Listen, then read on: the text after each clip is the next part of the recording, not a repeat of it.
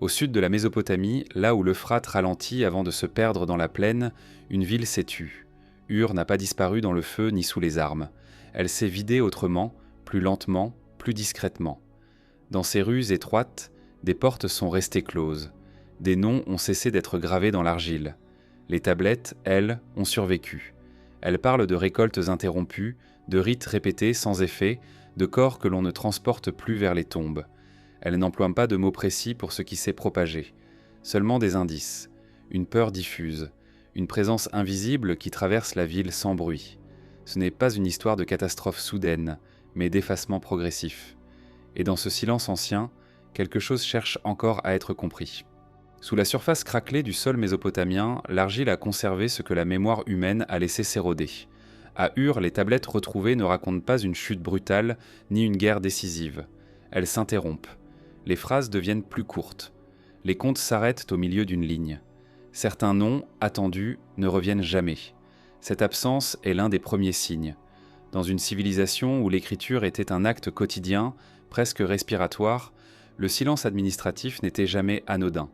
Les scribes consignaient les naissances, les offrandes, les échanges de céréales, les mouvements de main-d'œuvre.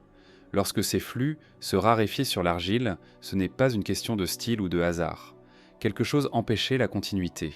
Les tablettes de cette période montrent des variations inhabituelles. Certaines sont gravées à la hâte avec une écriture moins soignée. D'autres semblent avoir été cuites involontairement, comme si des bâtiments avaient été abandonnés puis incendiés plus tard par l'usage domestique ou les décombres. Ce ne sont pas les traces d'un sac, mais d'un retrait progressif. La ville n'a pas fui d'un seul mouvement. Elle s'est amincie. Les scribes ne décrivent pas directement la cause. La langue sumérienne, pourtant précise, évite de nommer ce qui traverse la population. À la place, elle évoque des déséquilibres, des jours néfastes qui se succèdent, des rites répétés avec insistance, des mentions d'offrandes supplémentaires, souvent destinées aux mêmes divinités, comme si l'on cherchait à réparer quelque chose qui ne cessait de se rompre. Dans certains textes administratifs, la diminution du nombre de travailleurs est visible. Des équipes entières disparaissent des registres. Les temples demandent des remplaçants qui n'arrivent jamais. Les champs sont signalés comme non entretenus, non par manque d'eau ou de semences, mais faute de bras. Cette pénurie humaine précède toute pénurie matérielle. Les listes de rations sont particulièrement révélatrices. Dans une société où la distribution alimentaire était strictement contrôlée, chaque variation était notée. Or, dans ces tablettes, certaines rations cessent d'être attribuées sans justification. Aucun transfert, aucun déplacement, simplement une ligne qui ne se prolonge pas, comme si la personne à laquelle elle correspondait n'était plus là pour recevoir quoi que ce soit. Il existe aussi des tablettes rituelles, moins nombreuses mais plus troublantes. Elles décrivent des cérémonies inhabituelles, réalisées en dehors du calendrier habituel, des purifications répétées, des invocations visant à éloigner une présence qui n'est jamais décrite physiquement. Les textes parlent d'un mal qui circule, qui s'attache aux maisons, qui se déplace sans être vu. Le vocabulaire reste abstrait, presque prudent. Cette prudence n'est pas accidentelle. Dans le monde sumérien, nommer une force, c'était parfois lui donner une forme, donc une place dans l'ordre cosmique. Ne pas la nommer pouvait être une manière de refuser sa légitimité, ou de reconnaître que les outils linguistiques disponibles étaient insuffisants. La maladie, si c'est bien de cela qu'il s'agit, échappait aux cadres habituels. Les archéologues ont longtemps interprété ces ruptures comme des signes de crise politique ou économique. Mais aucun texte ne mentionne de changement de pouvoir à ce moment précis. Aucun conflit n'est décrit. Les routes commerciales, habituellement très documentées, cessent d'être mentionnées non pas parce qu'elles sont détruites, mais parce qu'elles ne sont plus empruntées. Le silence s'installe sans annonce. Les tablettes funéraires, lorsqu'elles existent, ajoutent une autre couche d'étrangeté. Certaines évoquent des enterrements collectifs, sans détails, sans éloges. D'autres mentionnent l'absence de rites appropriés, ce qui était profondément inquiétant pour une société obsédée par l'équilibre entre les vivants et les morts. Mourir sans sépulture correcte n'était pas seulement une tragédie individuelle, mais un risque pour l'ensemble de la communauté. Dans quelques textes fragmentaires, on perçoit une accélération. Les jours fastes et néfastes se succèdent sans pause. Les dieux sont sollicités sans répit. Cela suggère une situation qui évolue rapidement, mais de manière diffuse. Rien ne s'effondre soudainement. Tout se dégrade en parallèle. L'argile conserve aussi les hésitations. Certaines tablettes montrent des corrections, des lignes effacées, réécrite. Le scribe semblait parfois incertain de ce qu'il devait consigner. Était-ce un phénomène temporaire ou durable ? Fallait-il continuer à écrire comme si l'ordre allait revenir, ou reconnaître que quelque chose de plus profond était en cours ? La ville d'Ur, à cette époque, était dense, organisée, traversée par des canaux et des rues étroites. Cette proximité, habituellement source de vitalité, devenait un facteur de fragilité. Les tablettes ne décrivent pas les symptômes, mais elles suggèrent une propagation. Les quartiers les plus actifs cessent d'être mentionnés les premiers. Les zones périphériques suivent plus tard. Ce qui frappe, c'est l'absence de panique explicite. Les Sumériens n'écrivaient pas leurs émotions de manière directe. Pourtant, l'insistance des rituels, la répétition des mêmes formules, traduisent une inquiétude croissante. On ne sait pas exactement ce que les habitants voyaient, mais on sait qu'ils ne comprenaient pas ce qui leur arrivait. Les tablettes brisées ne sont pas seulement des fragments matériels, elles sont des interruptions de pensée. Chaque cassure correspond à un geste interrompu, à une tâche laissée inachevée. Ensemble, elles forment une cartographie du ralentissement. Une ville qui continue d'exister, mais dont le rythme vital se dérègle. À mesure que l'on suit ces traces, une question s'impose avec douceur mais persistance. Si ce n'était ni la guerre ni la famine qui vidaient Ur, quelle force invisible pouvait réduire une civilisation à ce murmure administratif ? Pour le comprendre, il faut quitter les tablettes et regarder la ville telle qu'elle était avant que l'écriture ne commence à se taire. Avant que les tablettes ne s'interrompent, Ur était un organisme dense et attentif, réglé par des gestes répétés depuis des générations. La ville ne dormait jamais vraiment. À l'aube, les canaux s'animaient, les portes s'ouvraient, les cours intérieures résonnaient d'activités ordinaires. Rien, dans l'architecture ou l'organisation, ne laissait présager une rupture. Ur fonctionnait selon un équilibre éprouvé, précis, presque fragile dans sa perfection. Les maisons étaient construites autour de cours étroites, ouvertes vers le ciel. L'air y circulait lentement, chargé d'odeurs domestiques, de cuisson, d'argile humide. Cette proximité favorisait les échanges, les voix, les gestes partagés. Elle permettait aussi une diffusion rapide de tout ce qui passait d'un corps à l'autre, même sans être compris. Les habitants vivaient proches, non par contrainte, mais par nécessité sociale et économique. Le fleuve jouait un rôle central. L'Euphrate ne se contentait pas d'irriguer les champs. Il structurait la ville, déterminait les routes, les marchés, les zones de travail. L'eau arrivait par des canaux creusés avec soin, entretenus collectivement. Cette eau était précieuse, mais elle était aussi omniprésente. On s'y lavait, on y puisait, on y jetait des déchets organiques. Elle reliait chaque maison à la suivante sans distinction. Les marchés étaient des lieux de contact constant. Les produits arrivaient de loin, portés par des caravanes ou des embarcations lentes. Les échanges n'étaient pas seulement économiques, ils étaient humains. Chaque transaction impliquait une présence, une parole, parfois un toucher. Le tissu social de Ur se tissait dans ces interactions quotidiennes, répétées sans méfiance. Les temples occupaient une position dominante, non seulement par leur taille, mais par leur rôle régulateur. Ils centralisaient les ressources, organisaient les distributions, accueillaient les rituels.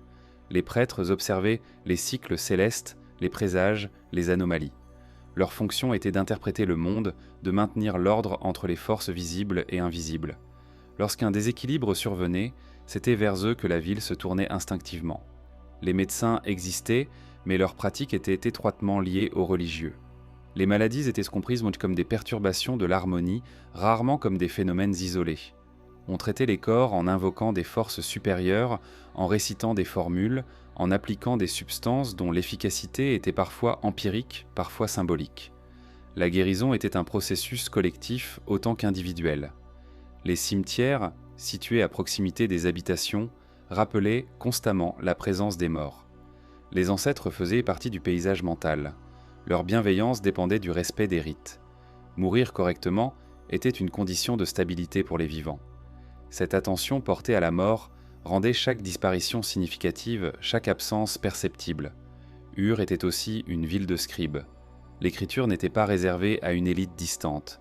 Elle était intégrée au mécanisme quotidien. Les contrats, les listes, les prières gravées formaient une mémoire distribuée. Chaque tablette était une preuve de continuité. Tant que l'on écrivait, la ville se savait encore entière. Cette continuité reposait sur une confiance implicite dans la répétition. Les saisons revenaient, les crues étaient attendues. Les maladies existaient, mais elles étaient familières, localisées, compréhensible dans le cadre des savoirs disponibles. Rien n'indiquait une menace diffuse, capable de traverser les frontières sociales sans distinction. Pourtant, cette stabilité apparente cachait des vulnérabilités. La densité urbaine, la dépendance à l'eau commune, la centralisation des ressources créant des conditions propices à une propagation silencieuse. Ce qui faisait la force d'Ur pouvait devenir son point de rupture. Mais cette possibilité restait abstraite, invisible, tant qu'elle ne se manifestait pas. Les premières anomalies n'ont probablement pas été perçues comme des signes d'effondrement. Un voisin absent, un marchand retardé, une cérémonie reportée. Dans une ville aussi active, ces variations pouvaient les passer inaperçues. La normalité avait une capacité d'absorption étonnante.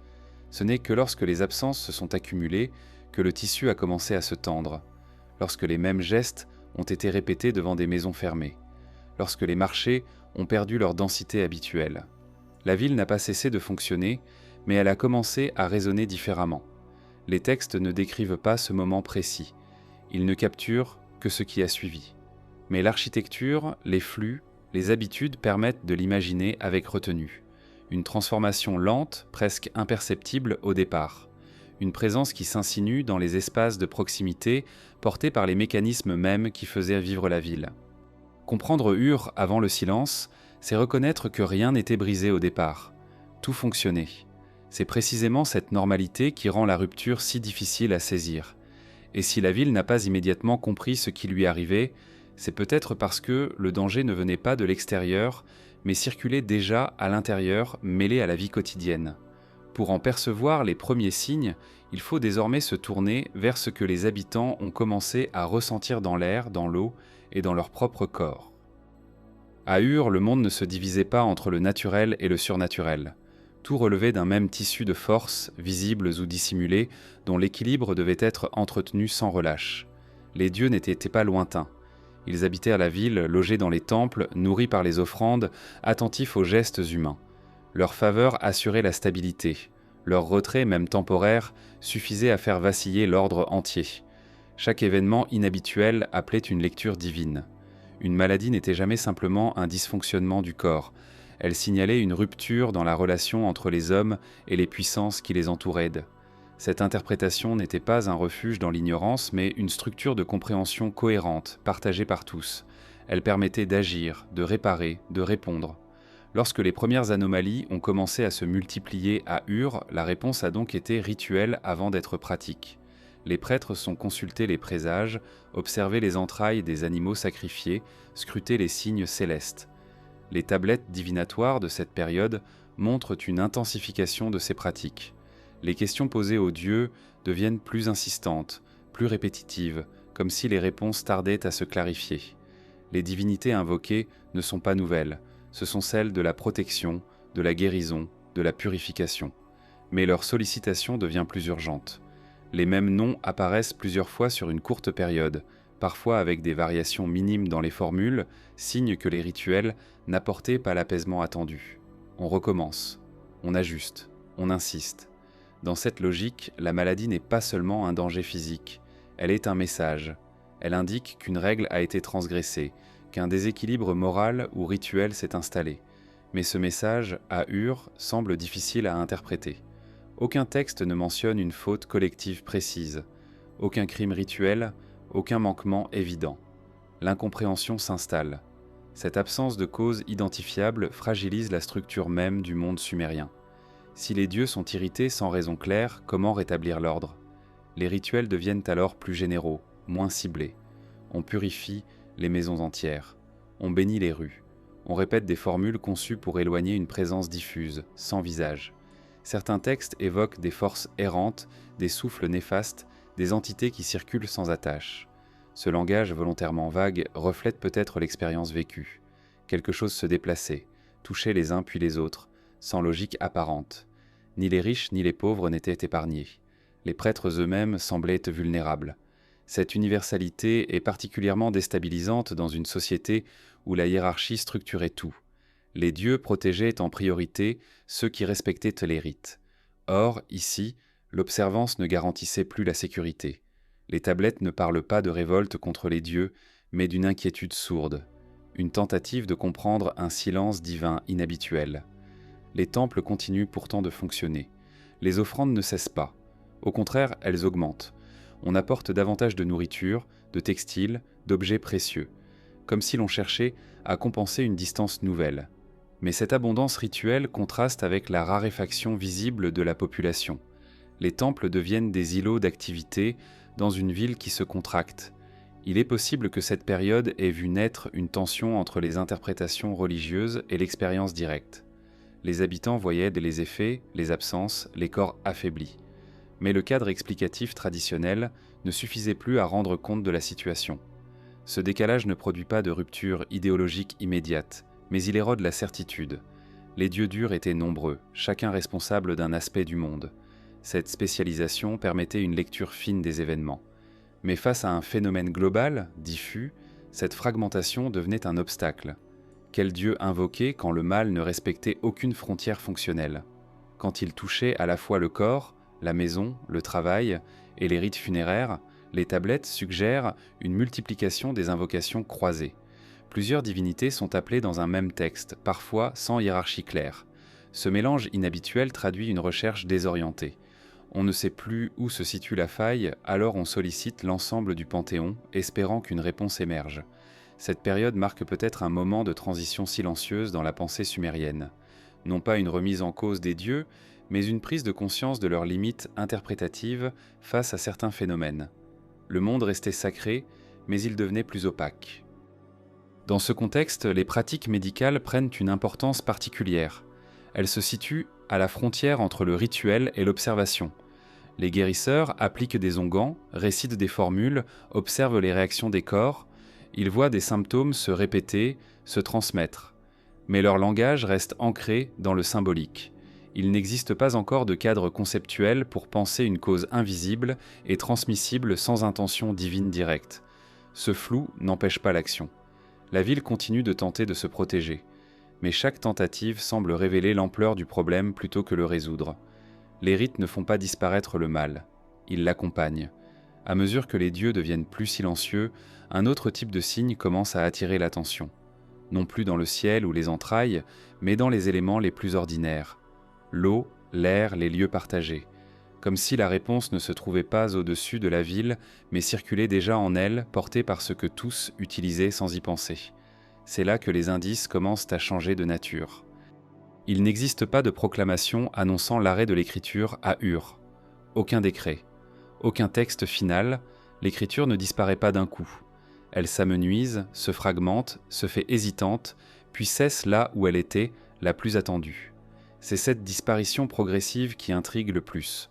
Dans une cité où consigner le réel était une manière de le stabiliser, le silence des tablettes devient un symptôme à part entière. Les scribes étaient formés pour écrire même en temps de crise. Leur rôle n'était pas conditionné au confort, sans confort mais à la nécessité. Tant que la ville fonctionnait, même partiellement, l'écriture devait continuer. Lorsqu'elle ralentit, cela signifie que quelque chose empêche matériellement ou humainement son exercice. Les tablettes de cette période ne montrent pas une évolution stylistique, mais une raréfaction. Les espaces laissés vierges sont plus éloquents que les signes gravés. Dans certains bâtiments administratifs, des tablettes préparées n'ont jamais été utilisées. L'argile a été façonnée, lissée, posée à sécher, puis abandonnée. Ces objets inachevés suggèrent une intention interrompue. Quelqu'un a prévu d'écrire, puis ne l'a pas fait. Le geste s'est arrêté avant même de commencer. Cette rupture silencieuse est lourde de sens. Les archives montrent aussi une concentration inhabituelle de documents sur de courtes périodes, suivies de vides prolongés. Comme si l'activité scripturale se repliait sur elle-même, tentant de tout consigner avant de ne plus pouvoir le faire. Certains textes semblent vouloir rattraper un retard, accumuler ce qui n'a pas été écrit les jours précédents. Cette accélération trahit une inquiétude implicite. Les scribes eux-mêmes n'étaient pas à l'écart de la ville. Ils vivaient dans les mêmes quartiers, fréquentaient les mêmes marchés, partageaient les mêmes sources d'eau. Leur savoir ne les protégeait pas. Lorsqu'ils disparaissent des registres, ce n'est pas seulement une fonction qui s'éteint, mais une capacité collective à se souvenir. Dans une société orale, la mémoire peut se transmettre sans support matériel. À Ur, la mémoire était déjà externalisée. Elle dépendait de l'argile, du geste, de la continuité des archives. Quand cette chaîne se brise, la ville perd plus que des données. Elle perd sa capacité à se projeter dans le temps. Certains textes tardifs montrent une simplification extrême. Les formules sont réduites à l'essentiel. Les détails habituels manquent. Les noms propres sont parfois absents, remplacés par des désignations vagues. Ce n'est pas une évolution linguistique, mais un signe de contrainte. Le scribe écrit moins, peut-être parce qu'il a moins de temps, moins de force ou moins d'informations fiables. Il est aussi possible que l'écriture elle-même soit devenue problématique. Travailler l'argile implique un contact prolongé avec une matière humide, partagée, souvent recyclée. Les ateliers de scribes utilisaient les mêmes outils, les mêmes surfaces. Si une présence invisible circulait par les mains, l'eau, les objets, ces lieux auraient été des points de concentration. L'acte d'écrire, autrefois stabilisateur, devenait potentiellement risqué. Les temples, qui conservaient ça les archives les plus importantes, continuent d'écrire plus longtemps que les administrations civiles. Cette persistance suggère une hiérarchisation de l'urgence. On consigne ce qui concerne les dieux avant ce qui concerne les hommes. Mais même ces archives sacrées finissent par se raréfier. Le silence atteint le cœur symbolique de la ville. Ce silence n'est pas total. Il est irrégulier, troué. Quelques tablettes apparaissent encore, isolées, comme des îlots de continuité. Elles témoignent d'une volonté de maintenir l'ordre, même lorsque celui-ci se défait. Mais leur rareté souligne l'ampleur de ce qui a été perdu entre elles. L'absence d'écriture a aussi des conséquences pratiques. Sans registre, les rations ne peuvent plus être distribuées correctement. Les dettes ne sont plus suivies, les contrats ne sont plus renouvelés, l'économie, déjà fragilisée par la diminution de la population, perd ses mécanismes de régulation. Ce qui était une crise sanitaire diffuse devient une crise structurelle. Les scribes, en cessant d'écrire, ne font pas un choix conscient.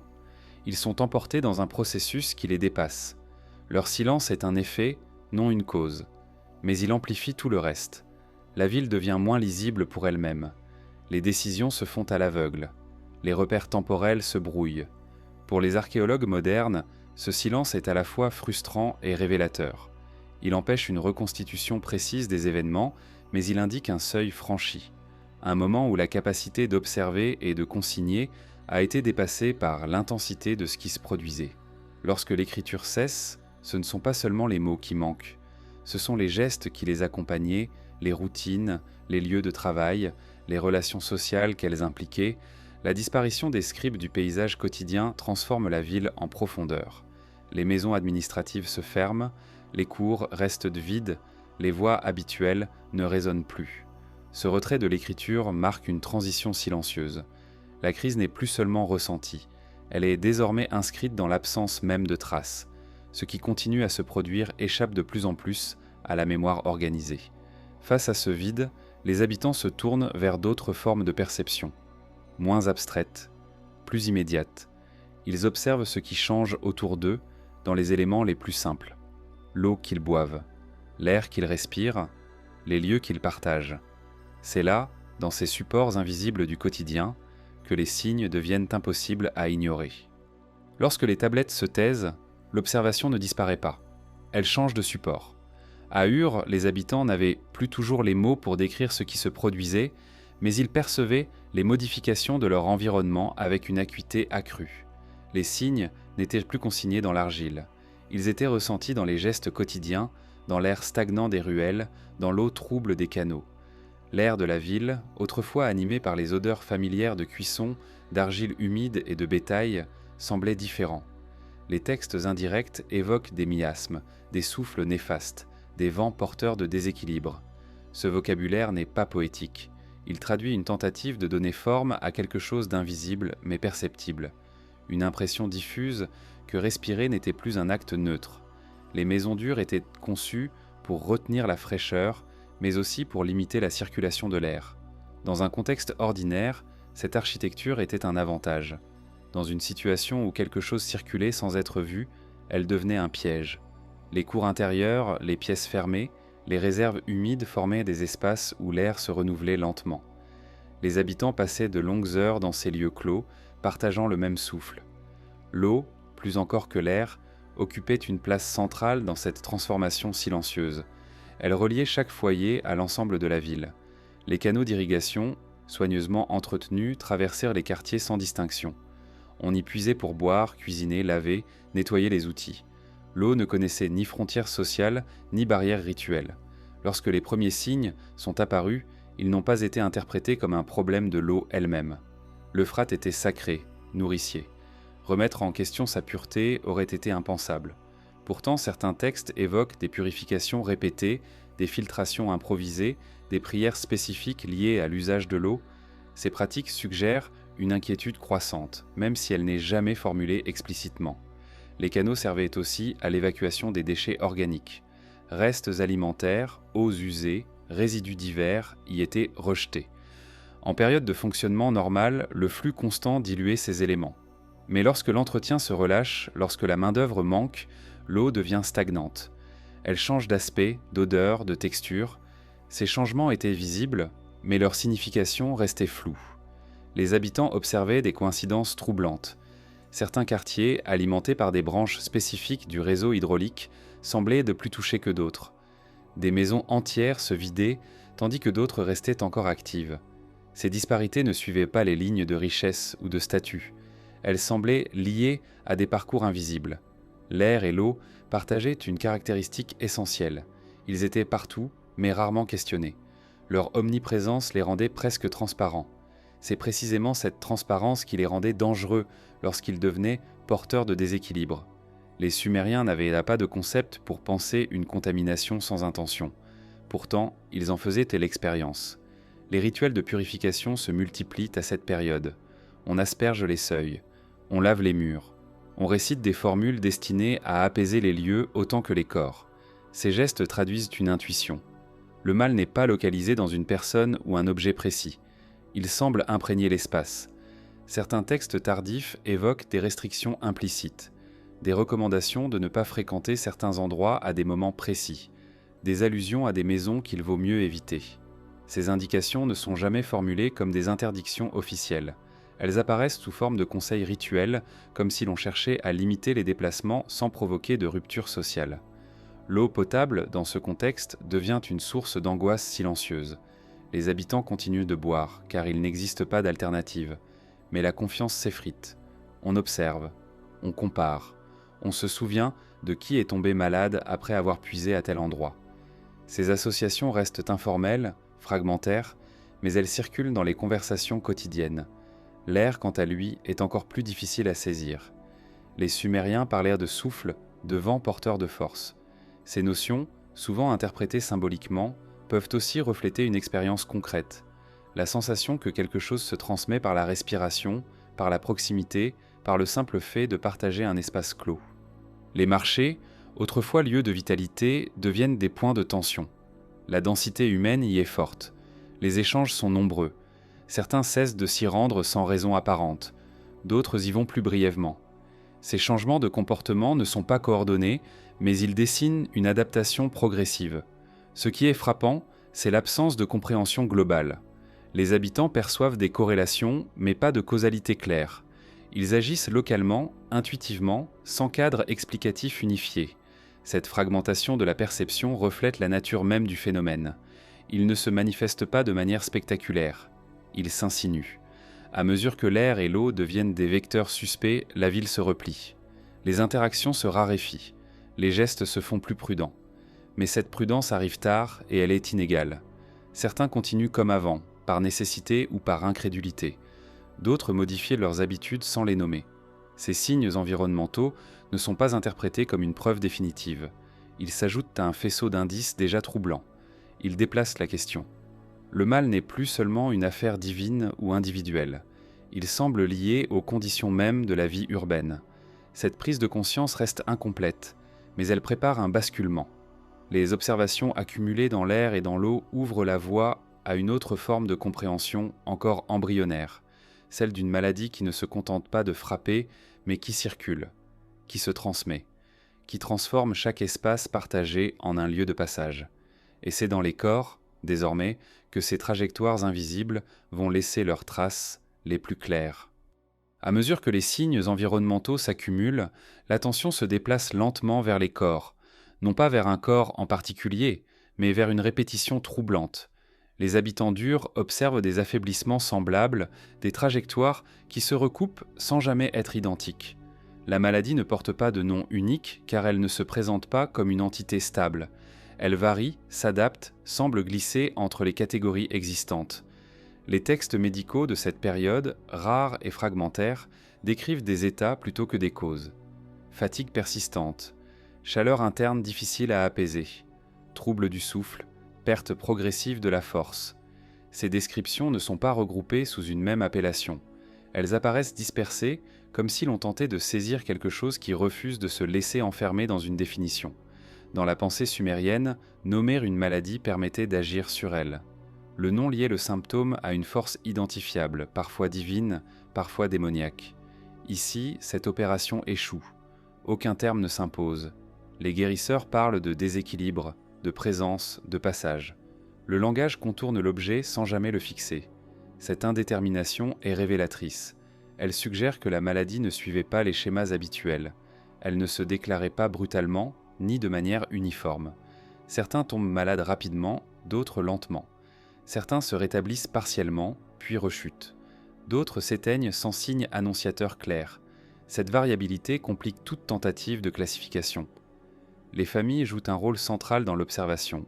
Elles sont les premières à remarquer les similitudes.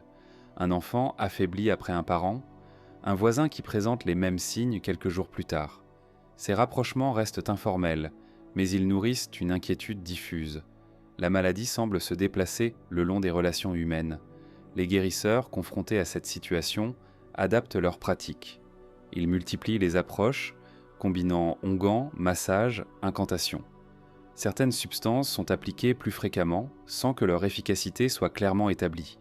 Les recettes se modifient, se transmettent rapidement, comme si l'urgence autorisait l'expérimentation. Les tablettes qui évoquent ces traitements montrent une hésitation inhabituelle. Les formules sont parfois incomplètes. Les doses ne sont pas précisées. Cela suggère une perte de repères. Le savoir médical, fondé sur la répétition et l'observation cumulative, se heurte à un phénomène qui échappe à ces cadres. La maladie sans nom ne respecte pas les frontières sociales. Elle touche les artisans, les prêtres, les scribes, les travailleurs des champs. Cette transversalité est déstabilisante. Elle remet en question l'idée selon laquelle la protection divine ou le statut rituel pourrait offrir une immunité. Le corps devient un lieu d'exposition universelle. Les symptômes, bien que variés, partagent une caractéristique commune. Ils altèrent la capacité à participer à la vie collective. Travailler devient difficile. Se déplacer fatigue rapidement. La voix s'affaiblit. Cette diminution de la présence active a des conséquences en cascade. Les tâches s'accumulent. Les absences se multiplient. La ville ralentit. Les enfants semblent particulièrement vulnérables. Leur croissance est interrompue. Leur énergie décline. Les textes ne s'attardent pas sur leur souffrance, mais leur disparition des listes de rations est éloquente. Les nourrissons, dépendants de soins constants, sont les premiers à disparaître lorsque les adultes autour d'eux s'affaiblissent. Les personnes âgées, quant à elles, résistent parfois plus longtemps, mais leur déclin est plus rapide une fois engagé. Leur expérience ne suffit pas à les protéger. Leur rôle de mémoire vivante devient fragile. Avec eux disparaissent des savoirs non écrits, des gestes transmis oralement. La perte est silencieuse mais profonde. Ce qui rend la maladie particulièrement inquiétante, c'est son caractère cumulatif. Elle ne se contente pas de frapper un individu. Elle s'inscrit dans une chaîne. Chaque nouveau cas renforce l'impression d'une présence persistante. Les habitants commencent à anticiper la maladie, à la craindre avant même qu'elle ne se manifeste. Cette anticipation modifie les comportements. Certains évitent les contacts prolongés, d'autres limitent les visites. Ces ajustements restent discrets, non formulés. Ils ne reposent pas sur une compréhension claire, mais sur une intuition partagée. La maladie est devenue une possibilité permanente, intégrée à la vie quotidienne. Les rituels de guérison prennent alors une dimension collective. On ne soigne plus seulement un corps, mais une maison entière. On purifie les seuils, les outils, les vêtements. Ces gestes traduisent une hypothèse implicite. Le mal ne réside pas uniquement à l'intérieur du corps. Il circule à travers ce qui est partagé. Malgré ces efforts, la maladie persiste. Elle ne disparaît pas avec les saisons. Elle ne se conforme pas aux cycles habituels. Cette persistance érode la confiance dans les mécanismes de réparation traditionnels. Sans provoquer de rupture ouverte, elle installe un doute durable. Les textes ne parlent pas de désespoir, mais ils témoignent d'une adaptation contrainte. La maladie sans nom devient une composante du réel, avec laquelle il faut composer. Elle n'est plus exceptionnelle. Elle est intégrée, redoutée, mais acceptée comme un élément du paysage. Cette intégration n'est pas synonyme de compréhension. Elle marque plutôt une limite, celle d'une société confrontée à un phénomène qui dépasse ses outils conceptuels. La maladie continue de se propager, non par volonté divine identifiable, mais par des mécanismes invisibles, liés au corps et aux espaces qu'il partage.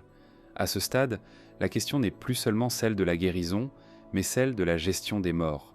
Car à mesure que la maladie progresse, les corps cessent de se relever. Et la manière dont la ville traite ses morts révèle à son tour l'ampleur du déséquilibre. Lorsque la maladie cesse d'être contenue dans les maisons, elle modifie le paysage urbain. À Ur, la mort n'était pas étrangère à la vie quotidienne, mais elle était encadrée, ritualisée, prise en charge rapidement. Les corps étaient lavés, préparés, enterrés selon des règles précises. Cette organisation assurait la continuité entre les vivants et les morts. Lorsque ce système se dérègle, la rupture devient visible. Les premières anomalies apparaissent dans les délais. Les morts ne sont plus transportés immédiatement. Les familles tardent, parfois par épuisement, parfois par crainte. Le corps reste là où il s'est éteint, enveloppé sommairement, isolé dans une pièce. Cette attente, inhabituelle, marque un changement profond. La mort devient un événement que l'on repousse, non par déni, mais par incapacité. Très vite, ces retards s'accumulent. Les maisons se remplissent de présences silencieuses. Certaines familles quittent les lieux, laissant derrière elles des corps sans soins.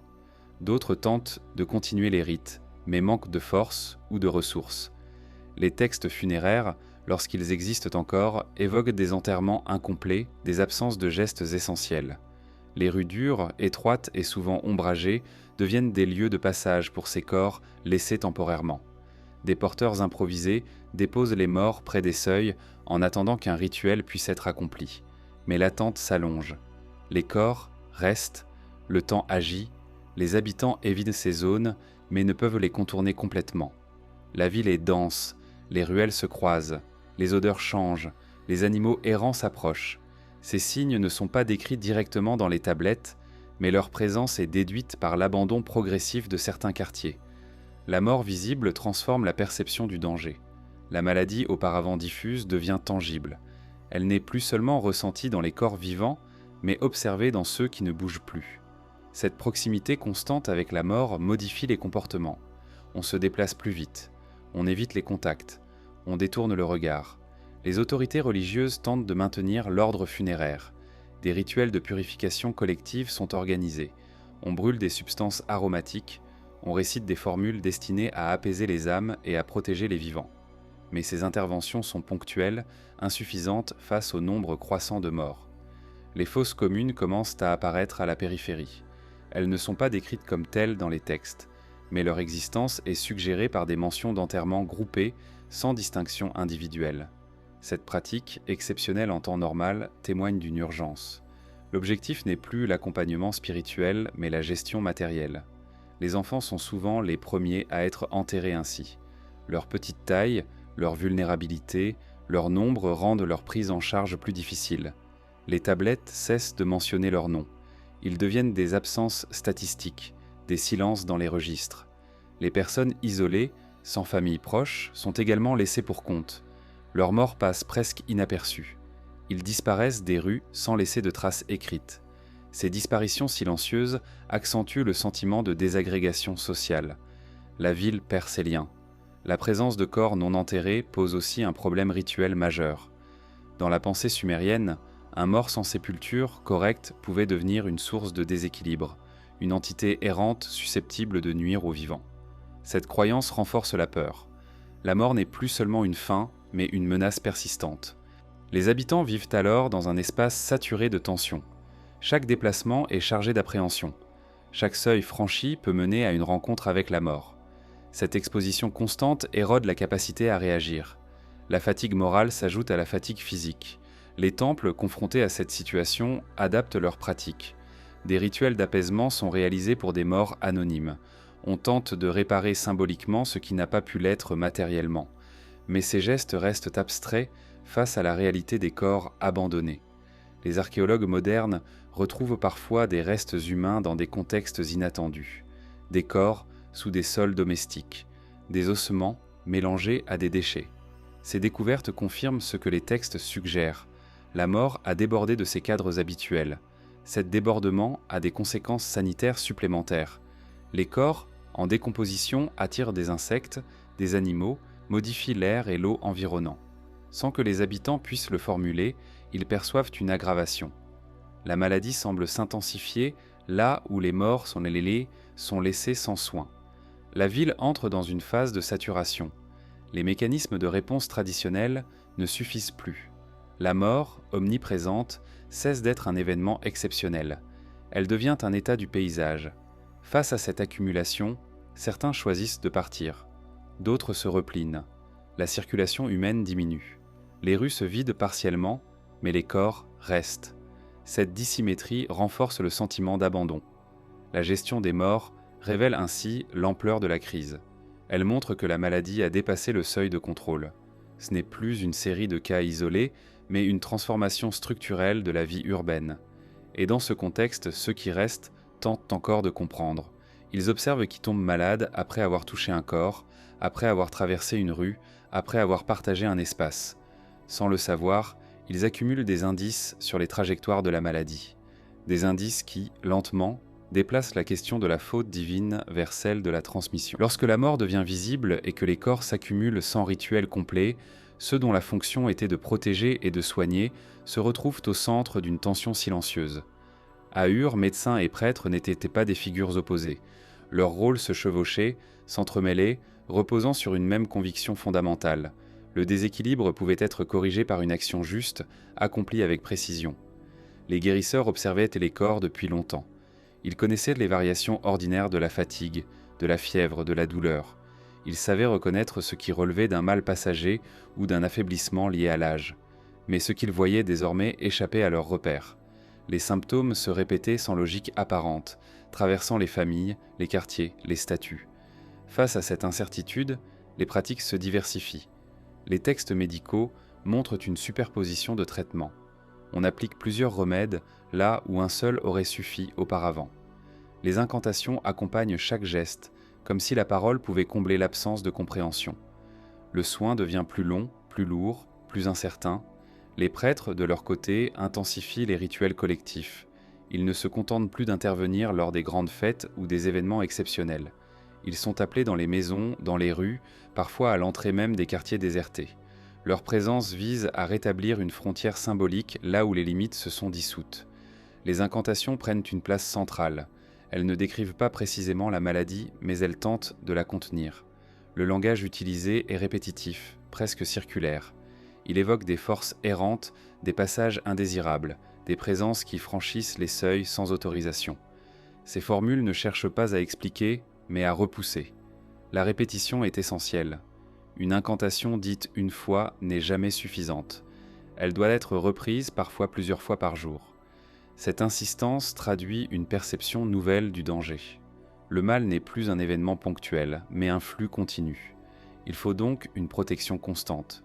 Les prêtres eux-mêmes ne sont pas épargnés. Certains textes mentionnent des interruptions de rituels, des remplacements improvisés. Ces absences suggèrent que ceux chargés de maintenir l'ordre sacré sont eux aussi touchés.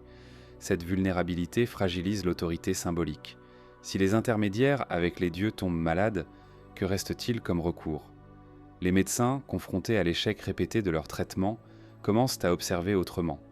Sans formuler de théorie, ils remarquent des régularités. Les malades vivant dans les mêmes maisons présentent des évolutions semblables. Ceux qui fréquentent certains lieux s'affaiblissent plus rapidement. Ces observations restent fragmentaires, mais elles influencent les pratiques. On conseille de changer d'espace, de dormir ailleurs, de purifier les objets utilisés en commun. Ces recommandations ne sont jamais formulées comme des règles strictes. Elles apparaissent dans des contextes rituels enveloppés de symboles. Pourtant, elles traduisent une tentative de limiter les contacts. Les incantations elles-mêmes évoluent. Certaines incluent désormais les objets du quotidien. Les portes, les lits, les vêtements sont mentionnés comme des points de passage potentiels. Cette extension du rituel à l'espace matériel révèle une compréhension intuitive. Le mal n'est pas seulement attaché aux personnes, il se déplace avec ce qu'elles touchent. La frontière entre médecine et religion devient de plus en plus floue. Les gestes thérapeutiques sont systématiquement accompagnés de paroles sacrées. Les prêtres participent aux soins, les médecins assistent aux rituels. Cette convergence n'est pas le signe d'une confusion, mais d'une adaptation. Face à un phénomène global, les réponses doivent l'être aussi. Malgré cette mobilisation, les résultats restent limités. Certains se rétablissent temporairement, d'autres non. Il n'existe pas de moment où l'on puisse dire que la maladie est contenue. Cette absence de victoire claire pèse sur les acteurs du soin. Leur rôle, autrefois source de stabilité, devient un rappel constant de l'impuissance collective. Les familles observent ces efforts avec une confiance mêlée de doute. Elles continuent d'appeler les prêtres, de consulter les guérisseurs, mais sans l'assurance d'autrefois. La répétition des rituels, loin de rassurer pleinement, souligne la persistance du danger. Dans les quartiers les plus touchés, les incantations se font parfois sans public. Les prêtres récitent des formules devant des maisons vides, des seuils abandonnés. Ces gestes, accomplis malgré l'absence humaine, traduisent une volonté de maintenir un ordre symbolique même lorsque la communauté se dissout. Pour les archéologues modernes, les tablettes d'incantation de cette période sont particulièrement révélatrices. Elles montrent une créativité contrainte, une adaptation rapide à une situation mouvante. Elles témoignent d'une société qui agit sans comprendre pleinement, mais qui refuse de rester immobile. Ces textes ne sont pas des aveux d'échec. Ils sont des traces d'un effort continu pour faire face à l'invisible. Ils révèlent aussi les limites d'un système de pensée confronté à un phénomène qui ne répond pas aux catégories habituelles. À mesure que les soins et les rituels se multiplient, une autre transformation se produit. Les peurs individuelles commencent à être partagées, murmurées, parfois gravées. La maladie, jusque-là diffuse et sans nom, commence à laisser une empreinte plus explicite dans l'écriture elle-même. Une peur que l'on tente désormais de fixer, même imparfaitement, dans l'argile. Lorsque l'écriture revient, elle ne reprend pas sa forme antérieure. Elle ne cherche plus seulement à organiser, à compter, à administrer. Elle devient un espace de tension, un lieu où l'inquiétude se dépose sans toujours être nommée. Les tablettes de cette période ne décrivent pas la peur comme une émotion. Elles la laissent apparaître dans les choix de mots, dans les silences, dans les répétitions inhabituelles. Les scribes qui reprennent l'argile ne le font pas avec la régularité d'autrefois. Leurs textes sont plus courts, plus concentrés. Ils semblent vouloir fixer l'essentiel, comme si le temps ou la stabilité manquaient. Certains documents mêlent des éléments administratifs à des formules de protection, une combinaison rare en période normale. Cette superposition suggère que la peur s'est infiltrée dans les structures mêmes de la vie quotidienne. Les mots utilisés pour décrire la situation restent indirects. On parle de jours défavorables, de maisons affectées, de quartiers soumis à des influences néfastes. Ces expressions déjà présentes auparavant deviennent plus fréquentes, plus insistantes. Leur accumulation donne une impression de saturation. La peur n'est pas proclamée, elle est insinuée. Dans certains textes, des avertissements apparaissent.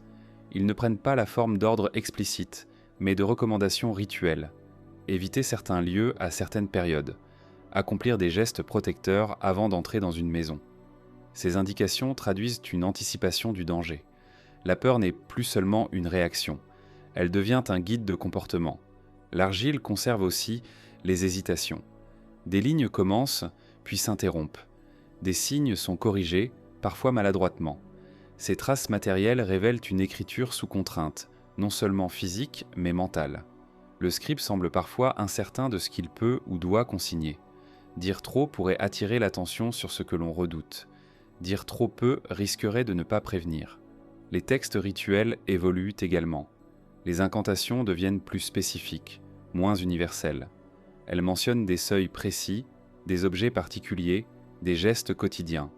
Cette précision reflète une peur localisée, ancrée dans l'espace vécu. Le mal n'est plus une abstraction cosmique. Il est associé à des lieux concrets, à des parcours familiers. Les tablettes funéraires, lorsqu'elles réapparaissent, portent aussi la marque de cette transformation. Les formules sont abrégées. Les éloges sont rares ou absents. La priorité semble être donnée à l'acte d'ensevelir plutôt qu'à sa signification symbolique.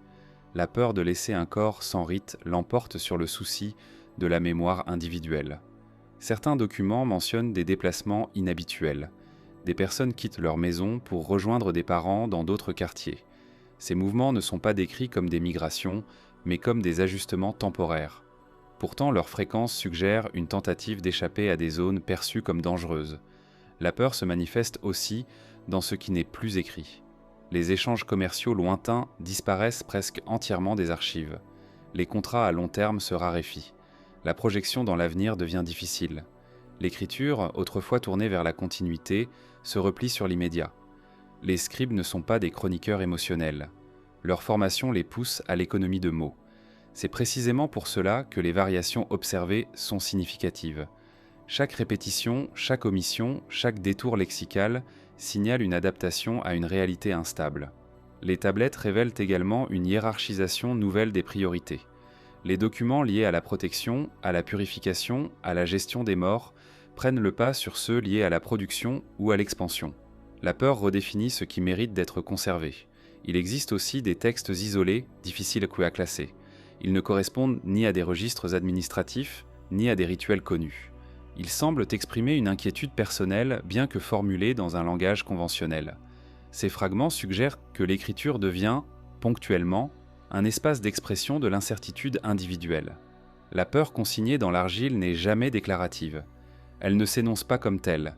Elle se glisse dans les structures, modifie les usages, infléchit les pratiques. Elle est visible dans la manière dont les scribes choisissent ce qu'ils écrivent et ce qu'ils laissent dans l'ombre. Cette transformation de l'écriture a un effet en retour sur la perception collective. Ce qui est écrit acquiert une autorité.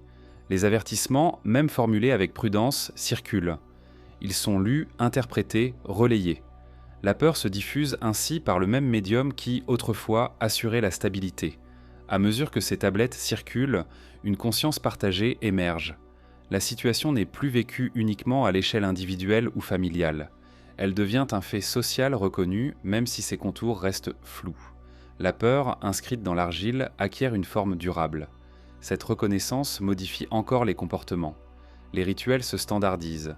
Les gestes de protection deviennent routiniers. La peur se normalise. Elle cesse d'être exceptionnelle. Elle devient un arrière-plan constant. Pourtant, cette fixation de la peur n'apporte pas de solution.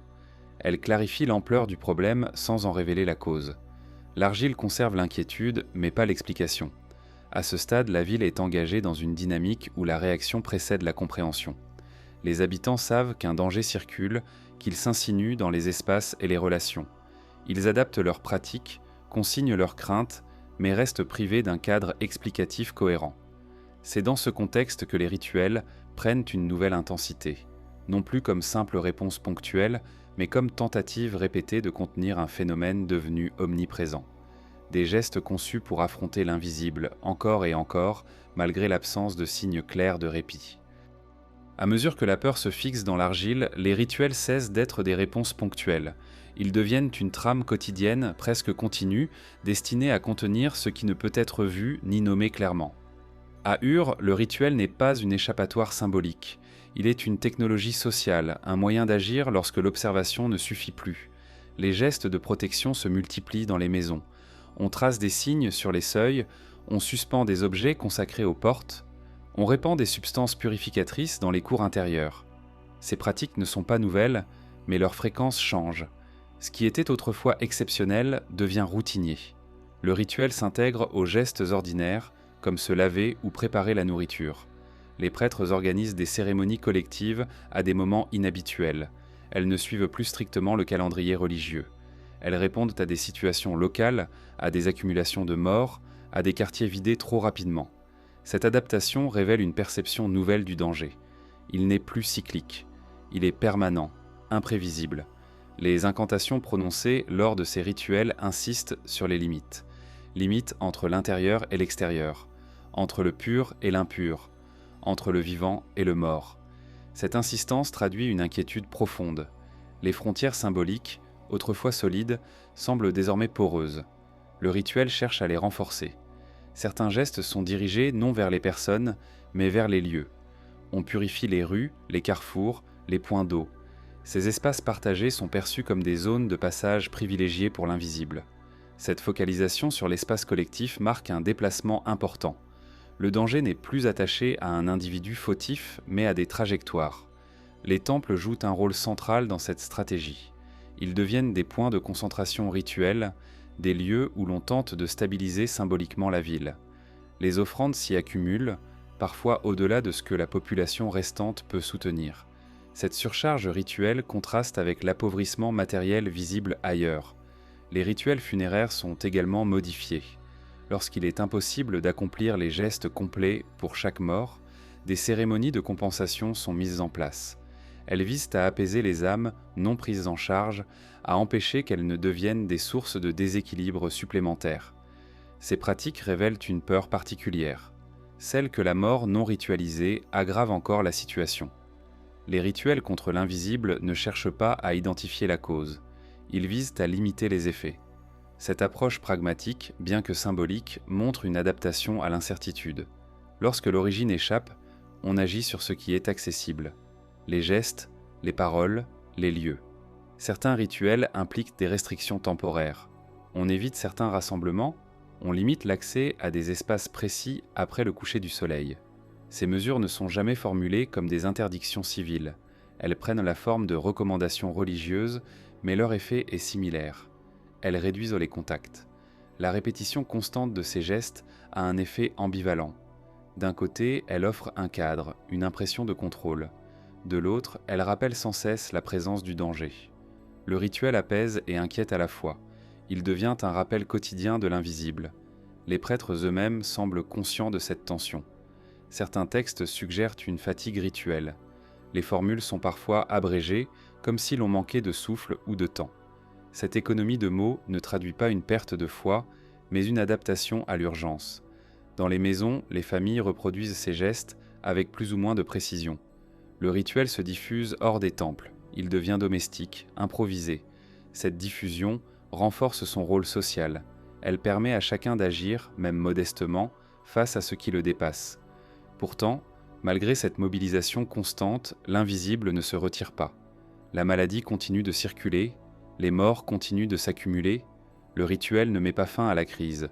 Il la rend supportable sans la résoudre. Cette persistance modifie la relation au sacré. Les dieux ne sont pas absents, mais leur intervention semble différée, indirecte. Le rituel devient moins une demande qu'un maintien. Il sert à empêcher l'effondrement total plutôt qu'à restaurer l'ordre initial. À mesure que les semaines passent, une lassitude s'installe. Non pas une résignation, mais une acceptation contrainte. Le rituel devient un bruit de fond, une structure invisible qui soutient une communauté fragilisée. Cette structure, cependant, ne peut compenser toutes les pertes. Les absences s'accumulent, les familles se réduisent, certains groupes disparaissent entièrement des registres et des rues. La ville change de visage. Face à cette transformation, une question commence à émerger sans être formulée explicitement. Si les rituels protègent sans guérir, si les dieux sont invoqués sans répondre clairement, alors peut-être que la clé ne se trouve pas uniquement dans le sacré. Peut-être que le mal obéit à des règles silencieuses inscrites dans les relations humaines elles-mêmes. Cette intuition reste diffuse, presque inconfortable. Elle ne remet pas en cause les dieux, mais elle ouvre un espace nouveau, celui d'une observation plus attentive des trajectoires humaines. Qui tombe malade après qui survit, qui disparaît sans laisser de traces. Et dans cette observation, une réalité s'impose peu à peu. Les plus vulnérables ne sont pas seulement ceux qui manquent de protection divine, mais ceux dont la place dans la ville est la plus fragile. Les enfants, les vieillards, ceux qui vivent seuls. Leur sort devient un indicateur silencieux de la profondeur de la crise et un prélude à ce que la ville s'apprête à perdre encore. Lorsque la crise s'installe durablement, elle ne touche pas tous les corps de la même manière. À Ur, cette différence n'est jamais formulée comme une règle, mais elle devient visible dans les silences des tablettes et dans l'organisation même de la ville.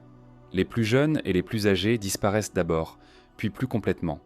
Leur absence laisse peu de traces, comme si leur existence devenait plus difficile à inscrire dans un monde en contraction. Les enfants occupaient une place centrale dans la continuité de la cité. Ils incarnaient l'avenir, la transmission des gestes, la perpétuation des lignées. Pourtant, dans les archives de cette période, leurs noms s'effacent rapidement. Les listes de rations cessent de les mentionner. Les textes funéraires les ignorent souvent. Cette omission n'est pas un oubli délibéré. Elle traduit une saturation. Trop de morts, trop peu de temps, trop peu de ressources pour maintenir les rites individuels. Les nourrissons, entièrement dépendants des adultes, sont particulièrement vulnérables. Lorsque les parents tombent malades, leur survie devient incertaine. Les soins se raréfient. L'allaitement est interrompu. Les gestes essentiels ne peuvent plus être assurés avec la même régularité. Leur disparition est rapide, silencieuse, rarement consignée. Les enfants plus âgés, capables de se déplacer et d'aider, résistent parfois plus longtemps. Mais leur fragilité demeure. Ils partagent les mêmes espaces que les adultes, respirent le même air, boivent la même eau. Leur corps en croissance est moins apte à supporter un affaiblissement prolongé. Lorsqu'ils meurent, leur enterrement est souvent collectif, sans distinction, parfois retardé jusqu'à devenir impossible. Les vieillards porteurs de la mémoire orale subissent un sort différent mais tout aussi révélateur. Leur résistance initiale peut être plus grande, mais une fois atteint, leur déclin est rapide. Leur mort marque la disparition de savoirs non écrits, de récits, de gestes transmis de bouche à oreille. Cette perte est irréversible. Elle ne peut être compensée par l'écriture, déjà fragilisée. Les personnes âgées vivent souvent avec leur famille. Leur présence impose des soins supplémentaires dans un contexte déjà tendu. Lorsque les ressources manquent, des choix implicites s'opèrent, non par cruauté, mais par nécessité. Les plus faibles sont parfois laissés sans assistance suffisante. Ces décisions ne sont jamais formulées, mais elles transparaissent dans les absences répétées. L'absence de sépulture correcte pour ces groupes est l'un des signes les plus troublants de la crise. Dans la pensée sumérienne, enterrer les morts n'était pas seulement un devoir moral. C'était une condition de stabilité cosmique. Ne pas accomplir les rites appropriés exposait les vivants à des conséquences spirituelles graves. Pourtant, malgré cette croyance profondément ancrée, les rites sont abandonnés ou abrégés. Les enfants morts sont parfois enterrés sous les sols domestiques, sans cérémonie complète. Les vieillards sont déposés dans des fosses communes, loin des tombes familiales. Ces pratiques, exceptionnelles en temps normal, deviennent fréquentes. Elles traduisent un effondrement des cadres habituels, mais aussi une tentative désespérée de faire face à l'urgence. Les tablettes évoquent parfois des rituels compensatoires, réalisés après coup. Des prières destinées à apaiser des âmes non honorées. Ces gestes tardifs montrent une conscience aiguë de la transgression. Les vivants savent qu'ils ont manqué à leurs obligations, mais ils n'avaient pas d'autre choix. Cette accumulation de morts sans sépulture adéquate nourrit une peur supplémentaire, celle des âmes errantes, privées de repos. Dans la culture de Ur, ces entités pouvaient influencer les vivants, provoquer des maladies, des malchances. La frontière entre cause et conséquence devient floue. La maladie entraîne des morts mal enterrées qui à leur tour sont perçues comme des sources potentielles de déséquilibre. Les quartiers les plus touchés se vident rapidement. Les maisons où plusieurs enfants ou vieillards sont morts deviennent des lieux évités. On les contourne, on murmure. Ces espaces acquièrent une réputation, non consignée officiellement, mais partagée. La ville se fragmente en zones perçues comme plus ou moins sûres. Les familles survivantes se recomposent. Des enfants sont recueillis par des parents éloignés. Des vieillards sont laissés seuls lorsque leurs proches disparaissent. Ces réorganisations sociales se font dans l'urgence, sans cadre institutionnel clair. Elles modifient durablement la structure de la communauté. Pour les archéologues modernes, les traces matérielles de ces pratiques sont difficiles à interpréter sans les textes. Les sépultures improvisées, les restes humains dispersés, pourraient être attribués à d'autres causes. Mais replacés dans le contexte des silences scripturaux et des ruptures rituelles, ils dessinent un tableau cohérent. La disparition prioritaire des enfants et des vieillards révèle une logique implacable.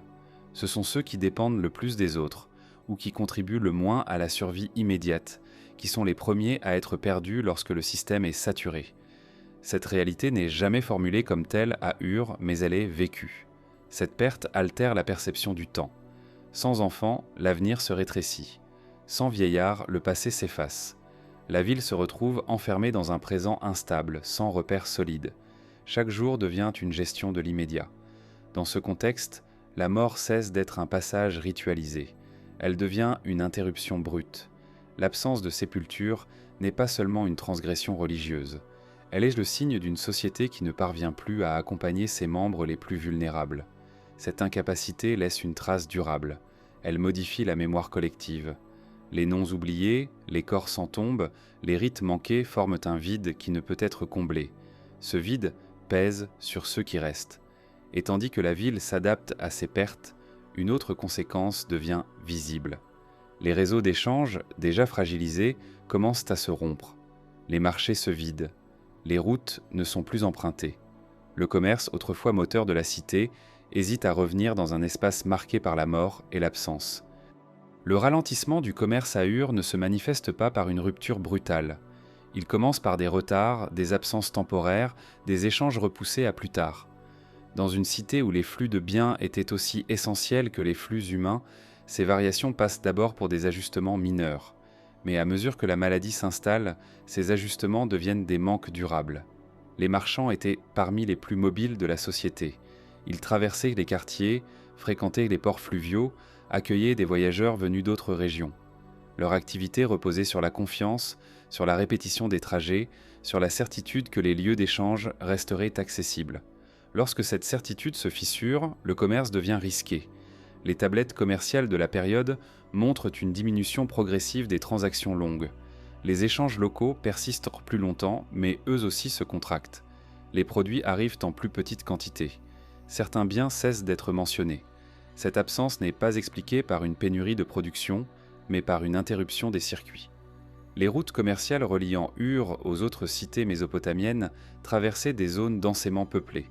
Chaque étape impliquait des contacts, des haltes, des nuits partagées. Dans un contexte où la maladie est perçue comme circulant avec les corps et les lieux, ces trajets deviennent des vecteurs potentiels de danger. Les marchands hésitent, certains renoncent, d'autres disparaissent en chemin. Les ports fluviaux, autrefois animés, deviennent silencieux. Les embarcations se font rares. Celles qui arrivent repartent rapidement, sans s'attarder. Les échanges se limitent à l'essentiel. Cette brièveté modifie la nature même du commerce. Il n'est plus un espace de rencontre, mais un passage contraint. Les marchés intérieurs, dépendant de ces flux extérieurs, en subissent les conséquences. Les étals se vident, les prix deviennent instables, les produits de substitution apparaissent.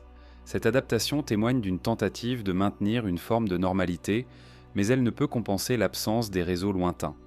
Les marchands étrangers, sensibles aux rumeurs, évitent progressivement Ur. La réputation d'une ville compte autant que ses ressources.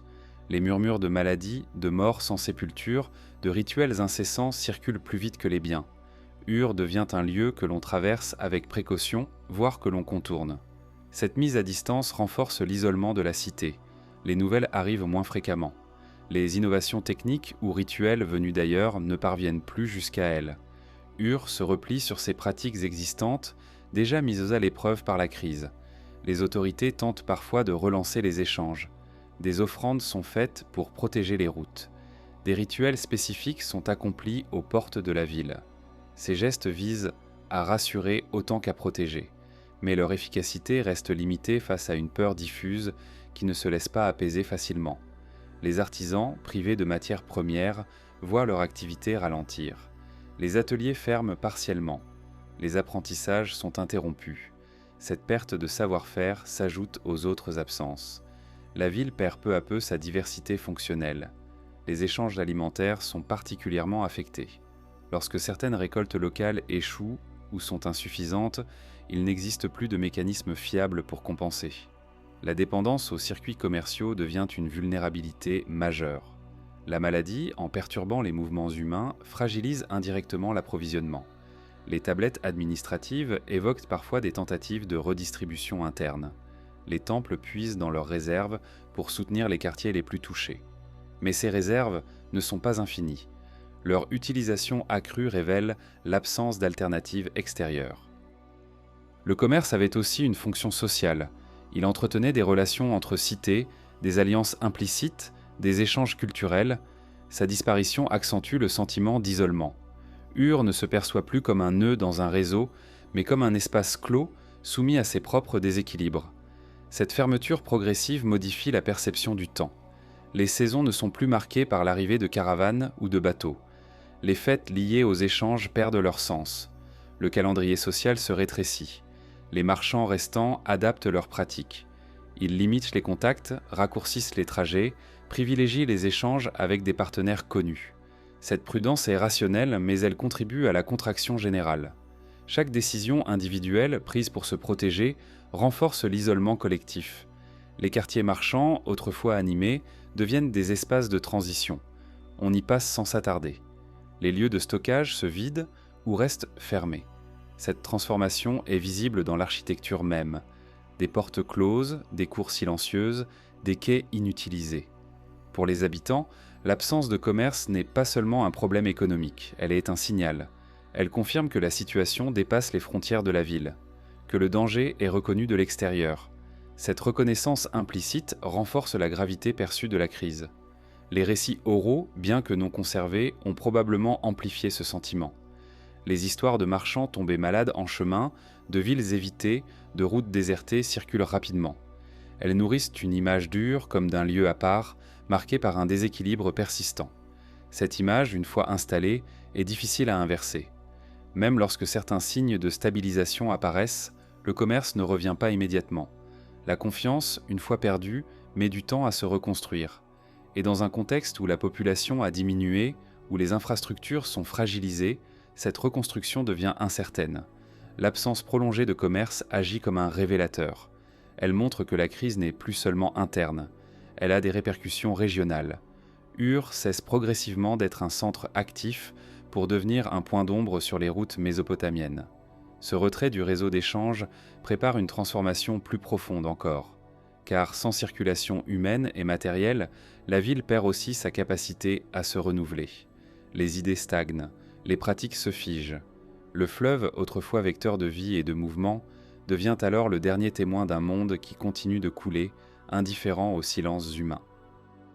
L'Euphrate n'a jamais cessé de couler. Pendant que la ville d'Ur se contractait, que les voies se raréfiaient et que les routes se vidaient, le fleuve poursuivait son mouvement lent et constant.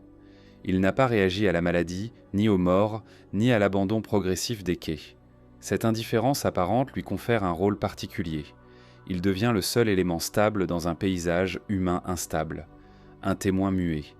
Depuis toujours, le fleuve était perçu comme une présence vivante, dotée d'une volonté propre. Il nourrissait les champs, permettait le commerce, reliait Ur au reste du monde. Son rythme dictait celui de la cité. Les crues, attendues et redoutées, structurèrent l'année. Cette relation ancienne reposait sur une confiance implicite. Le fleuve donnait et la ville s'organisait autour de ce don. Lorsque la maladie s'installe, cette relation ne se rompt pas immédiatement. Les habitants continuent de puiser l'eau, d'irriguer, de se laver. Mais peu à peu, le regard porté sur le fleuve change. Il n'est plus seulement source de vie. Il devient un espace de doute, silencieux. Les canaux qui en dérivent traversent les quartiers désertés, longent des maisons fermées, contournent des zones où les corps ont été laissés sans soin. L'eau circule à travers ces espaces marqués par l'absence humaine. Elle ne s'arrête pas. Elle ne distingue pas les lieux. Cette continuité devient inquiétante. Les textes évoquent des purifications liées au fleuve, plus fréquentes qu'auparavant. Des offrandes spécifiques sont déposées à ses abords. Ces gestes traduisent une tentative de restaurer une relation altérée. Sans accuser le fleuve, on cherche à apaiser ce qu'il traverse. Le fleuve devient aussi un repère temporel. Alors que les calendriers sociaux se dérèglent, que les fêtes sont réduites ou abandonnées, le cycle de l'eau reste perceptible. Les habitants observent ces variations comme on observe une horloge ancienne. Ils rappellent que le monde continue, même lorsque la ville semble suspendue. Les quais d'Ur, autrefois animés, sont désormais partiellement déserts. Les embarcations se font rares. Celles qui passent glissent sans s'arrêter. Le fleuve qui reliait devient une frontière fluide. Il marque la séparation entre la ville et un extérieur devenu lointain. Les pêcheurs continuent parfois leur activité par nécessité. Mais leur nombre diminue. Les prises sont partagées entre moins de personnes. Cette raréfaction modifie l'économie locale. Elle renforce la dépendance à un environnement déjà fragilisé. Les berges deviennent des lieux ambigus. On s'y rend pour l'eau, mais on évite d'y rester. Les rassemblements spontanés disparaissent. Le fleuve n'est plus un espace social. Il devient fonctionnel, presque austère. Certains quartiers proches de l'eau semblent plus touchés que d'autres. Les habitants le remarquent sans pouvoir l'expliquer. Cette observation renforce les suspicions. L'eau, pourtant indispensable, est désormais associée à une possible propagation. Cette association reste implicite, jamais formulée comme une accusation directe. Les morts, parfois, sont déposés près du fleuve lorsqu'aucune sépulture n'est possible. Ces gestes d'urgence confèrent à l'eau une charge supplémentaire. Elle devient un lieu de passage pour les corps, autant que pour les vivants. Cette proximité avec la mort transforme symboliquement le fleuve. Dans la pensée sumérienne, l'eau avait toujours été ambivalente. Elle pouvait purifier, mais aussi dissoudre. Elle pouvait nourrir, mais aussi emporter. La crise rend cette ambivalence plus visible. Le fleuve incarne désormais à la fois la continuité du monde et l'indifférence à la souffrance humaine. Pour les archéologues modernes, les sédiments fluviaux constituent une archive silencieuse. Ils conservent des traces de pollen, de résidus organiques, de perturbations environnementales. Ces couches racontent une histoire parallèle à celle des tablettes. Une histoire sans mots, mais riche en indices. Le fleuve, en continuant de couler, masque aussi les ruptures humaines. Les canaux abandonnés se comblent lentement. Les quais s'érodent. La nature commence à reprendre certains espaces. Cette transformation est lente, presque imperceptible, mais elle s'inscrit dans la durée. Pour ceux qui restent à Ur, le fleuve devient un rappel constant de ce qui ne dépend pas d'eux. Ils peuvent accomplir des rituels, modifier leur comportement, tenter de comprendre. Mais l'eau suit sa propre logique. Elle traverse la ville sans s'y attarder. Cette indifférence nourrit une forme de lucidité. Le monde n'est pas organisé uniquement autour des humains. La maladie, la mort, la survie s'inscrivent dans des dynamiques plus vastes. Le fleuve, en tant que témoin muet, incarne cette réalité. À mesure que la ville se vide, le bruit de l'eau devient plus perceptible. Dans les quartiers désertés, le murmure des canaux remplace les voix. Cette présence sonore constante accompagne la transformation de Ur en un espace de mémoire, plutôt que de vie active. Le fleuve ne raconte pas ce qui s'est passé, il ne juge pas, il ne conserve pas de nom. Mais il traverse les traces, les dissout parfois, les transporte ailleurs. Il participe à l'effacement autant qu'à la conservation. Cette continuité indifférente prépare une question essentielle. Si le fleuve, élément central de la vie d'Ur, n'a ni cessé de couler ni apporté de solution, alors la crise ne peut être réduite à un simple dérèglement environnemental. Elle ne peut pas non plus être entièrement expliquée par le sacré. Entre ces deux pôles, une interrogation persiste. La maladie était-elle perçue comme un châtiment ou comme un phénomène obéissant à des règles encore inconnues ? Cette question, jamais formulée clairement par les habitants, marque un seuil dans la compréhension. Un seuil à partir duquel l'interprétation bascule lentement de la punition vers l'observation. À Ur, la question n'a jamais été posée de manière frontale. Les mots disponibles ne permettaient pas une opposition claire entre une maladie qui obéirait à des règles naturelles et un mal envoyé par les dieux. Cette distinction, familière au regard moderne, n'existait pas encore comme telle. Pourtant, dans les pratiques, dans les silences, dans les ajustements progressifs, une tension apparaît. Deux manières de comprendre coexistent, se superposent, parfois se contredisent. Le châtiment divin était une explication ancienne, structurante. Il donnait du sens à l'inattendu. Il permettait d'agir par le rituel, de réparer par l'offrande, de négocier par la prière.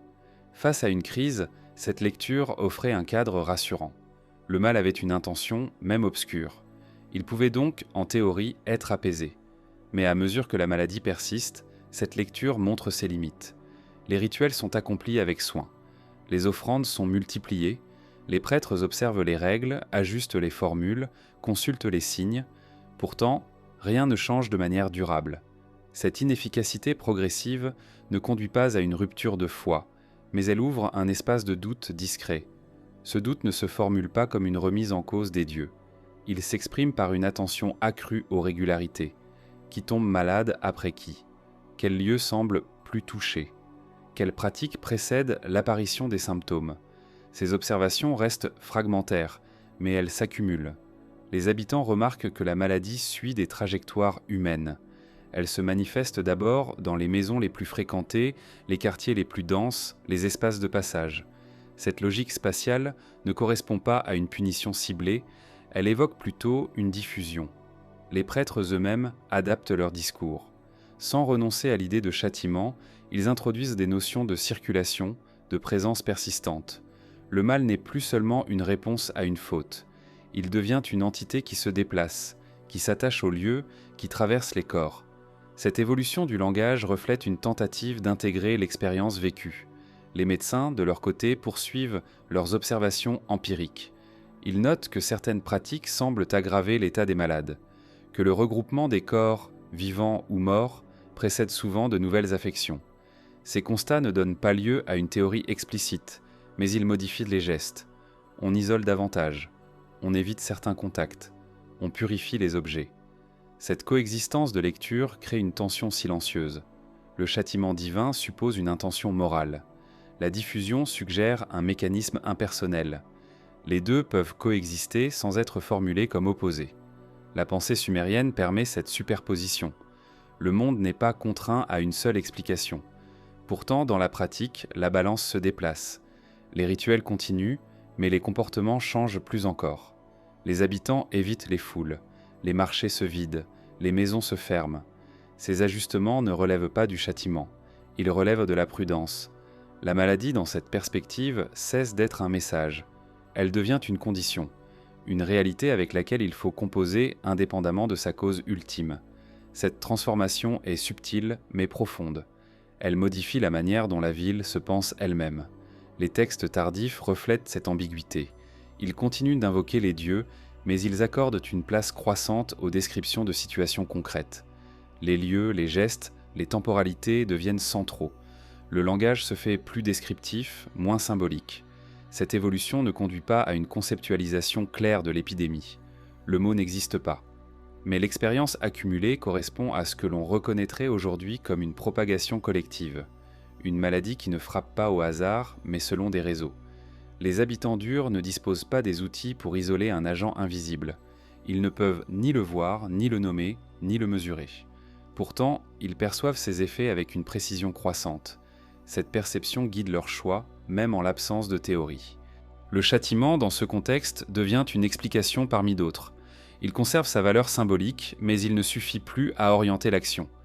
La priorité devient la survie immédiate, la réduction des risques perçus, la protection des espaces encore habités. Cette transition n'est pas consciente. Elle ne donne lieu à aucun texte doctrinal, elle se manifeste dans les gestes, dans les absences, dans les décisions prises sans justification écrite. C'est une transformation pratique avant d'être intellectuelle. La ville, en s'adaptant ainsi, perd une partie de sa cohérence symbolique.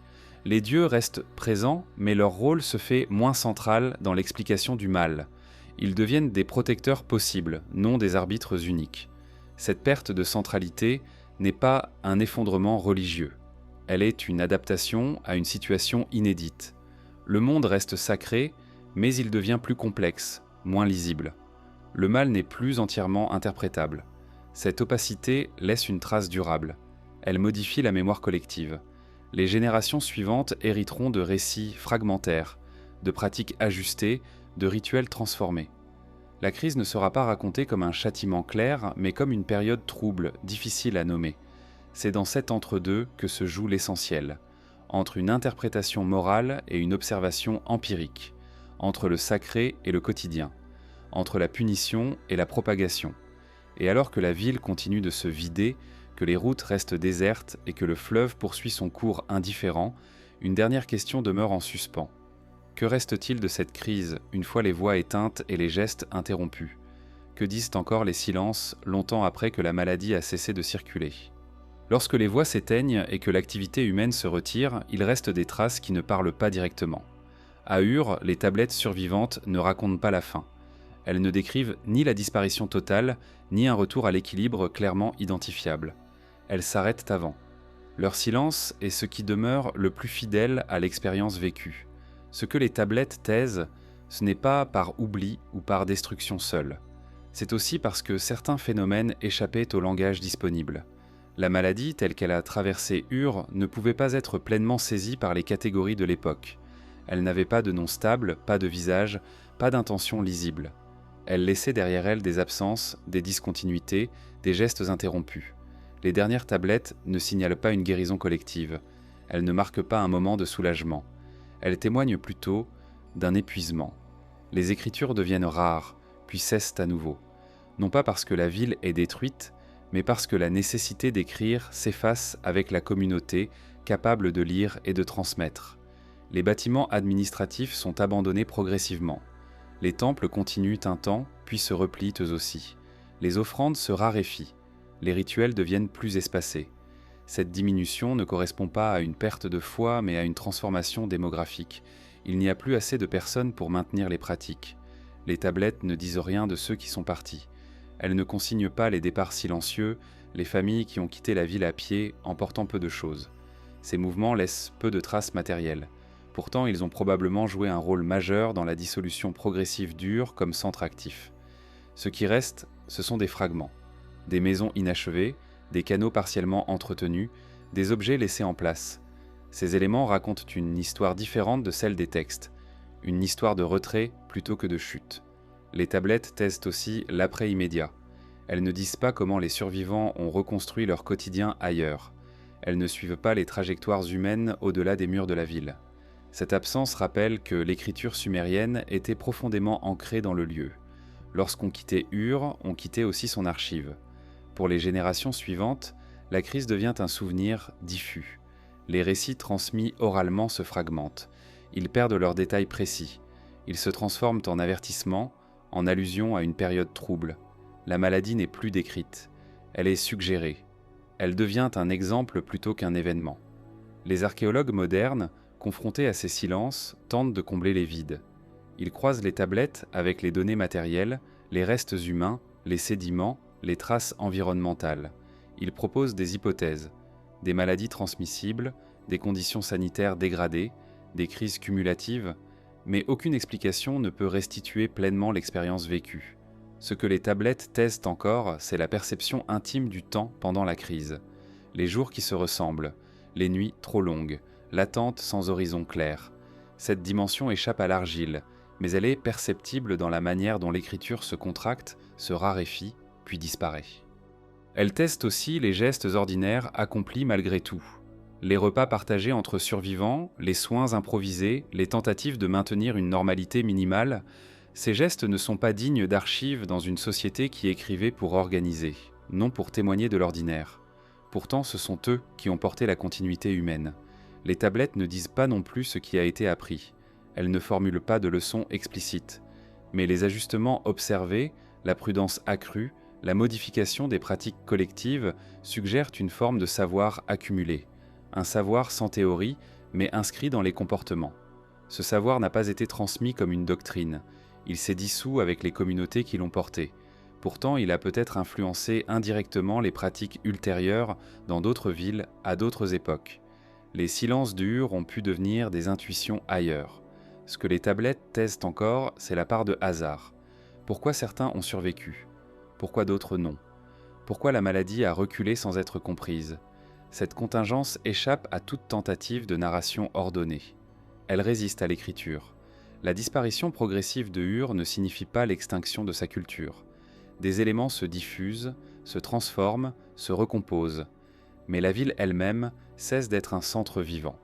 Elle devient un lieu de mémoire, puis un site enfoui. Lorsque les archéologues dégagent les tablettes, ils réactivent une voix partielle. Ils redonnent forme à des fragments de pensée. Mais ils se heurtent toujours à ce qui n'a pas été dit, à ce qui ne pouvait pas l'être. Ces silences ne sont pas des lacunes à combler. Ils font partie intégrante de l'histoire. Ils rappellent que toute société, même profondément attachée à l'écriture, rencontre des limites face à certains phénomènes. La maladie qui a traversé Ur a mis à l'épreuve non seulement les corps et les institutions, mais aussi le langage lui-même. Ce qui demeure, c'est une impression de retrait progressif. Une ville qui ne s'effondre pas, mais qui se vide. Une population qui ne disparaît pas d'un coup, mais qui s'amenuise. Une mémoire qui se fragmente sans se rompre entièrement. Les tablettes, dans leur silence final, nous laissent face à une question ouverte. Non pas celle de l'identification précise de la maladie, mais celle de la vulnérabilité des sociétés complexes, de leur dépendance à des équilibres invisibles, de leur difficulté à nommer ce qui circule sans intention. Ur n'est pas unique en cela. D'autres villes, à d'autres époques, ont connu des crises similaires. Mais ici, grâce à l'argile, le silence a une texture. Il peut être observé, interrogé, respecté. Ce que les tablettes testent encore, c'est peut-être l'essentiel. La part de l'expérience humaine qui échappe à toute archive. La sensation d'un monde qui continue, malgré tout, à se transformer sans explication complète. Et dans ce silence ancien, préservé sous la terre pendant des millénaires, il reste une présence discrète, celle d'une question qui ne demande pas de réponse définitive, mais une attention prolongée, une invitation à écouter ce que l'histoire ne dit pas, mais laisse deviner.